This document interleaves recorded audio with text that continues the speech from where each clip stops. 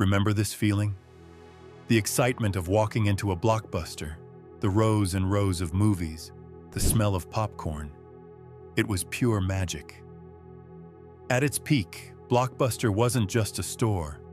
It was a cultural landmark, a towering empire worth an incredible $5 billion. But what if I told you that this giant, this unstoppable force, once had the chance to buy its greatest rival, Netflix, for a measly $50 million?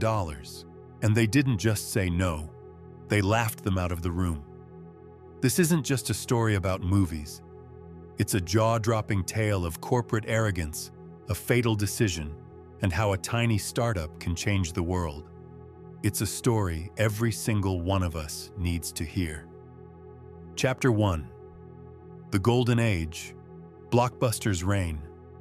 Before Blockbuster, renting a movie was, well, a bit of a mess. You'd go to a small, dusty video store, hope they had the movie you wanted, and often find it was scratched or already out. And don't even get me started on the soul-crushing late fees. Then, in 1985, a man named David Cook had a brilliant idea.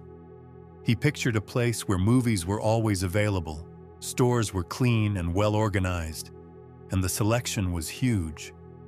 He called it Blockbuster. And boy, did it take off. Blockbuster wasn't just another video store. It was a revolution. It pioneered the concept of the video superstore, offering a massive library of films, clean, brightly lit stores, and a family-friendly atmosphere that set it apart. Blockbuster grew at an insane speed. Imagine this. At its peak, they were opening a new store every 17 hours. They became a global phenomenon, with over 9,000 stores worldwide and more than 80 million members. To put that in perspective, that's almost a third of the entire US population at the time. By the year 2000, they held 70% of the video rental market, generating $5 billion in annual revenue. Blockbuster was the king of entertainment, a business empire that seemed untouchable. Chapter 2. A Tiny Spark, the birth of Netflix.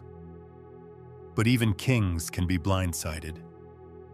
Our story takes a turn in 1997, thanks to a man named Reed Hastings.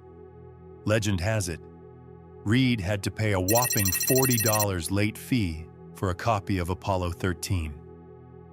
He was furious. That moment sparked an idea.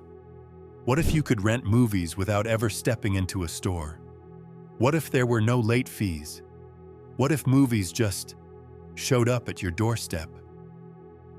That idea became Netflix. At first, Netflix was simple. You went online, picked your movies, and they mailed you the DVDs. When you were done, you mailed them back. No fuss, no late fees, just convenience. It was a niche idea, and honestly, it sounded a bit crazy to a lot of people at the time. Blockbuster, with its thousands of physical stores and billions in revenue, barely noticed this tiny startup. Why would they? They had the world in their hands. Speaking of stories, what's a business failure you've heard about that still surprises you? Let me know in the comments below. Chapter 3. The Fatal Laughter, a $50 million blunder.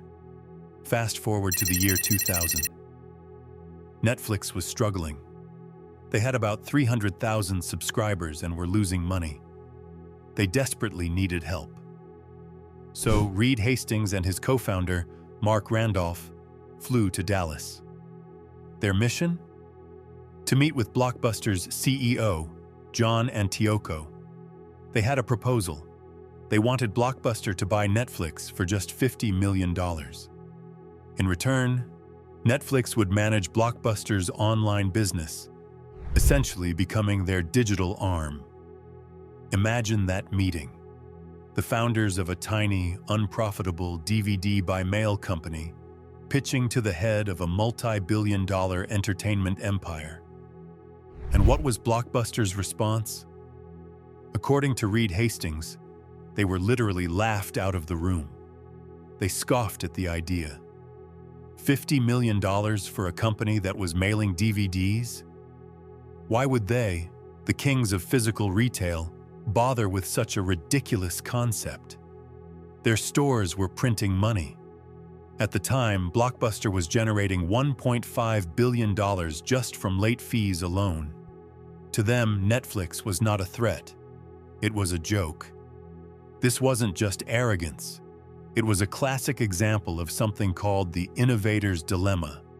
Blockbuster was so good at its current business model, those physical stores, those late fees, that they couldn't see the threat from a new, less profitable, at the time, idea.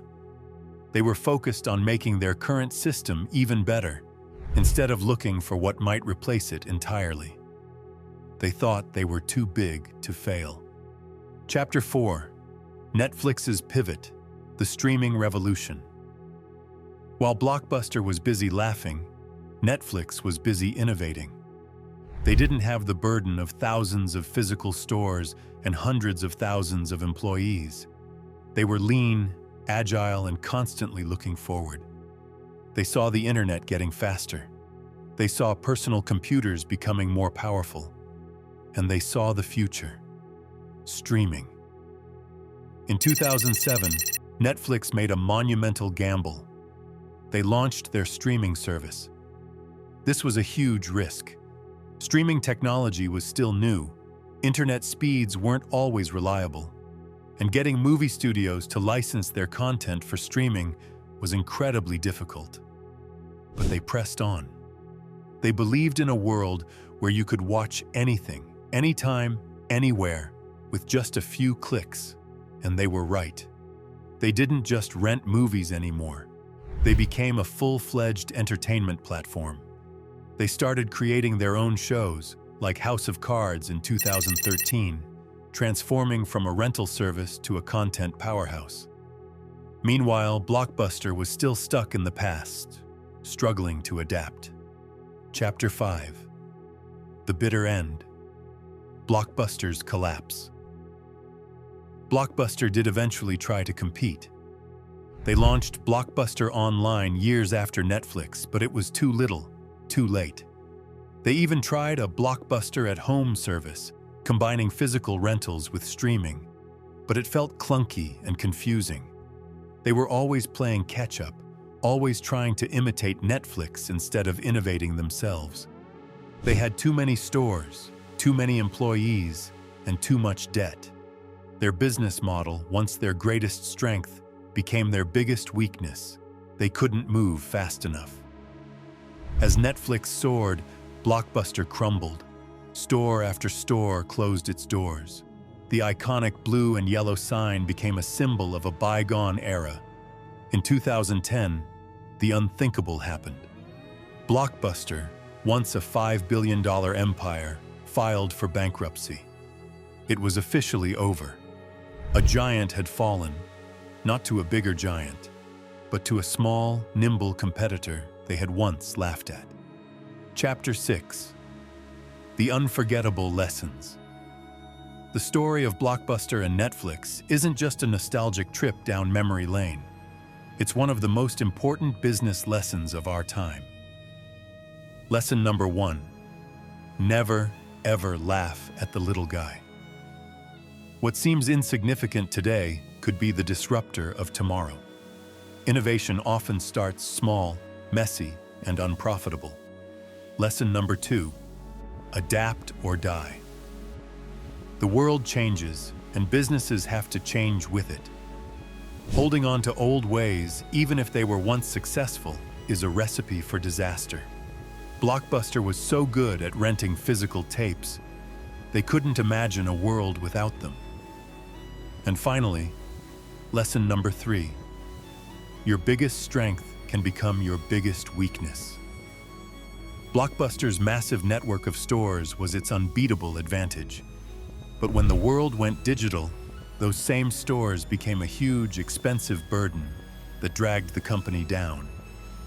For more deep dives into the rise and fall of corporate empires, make sure you're subscribed to Billionaire's Playbook.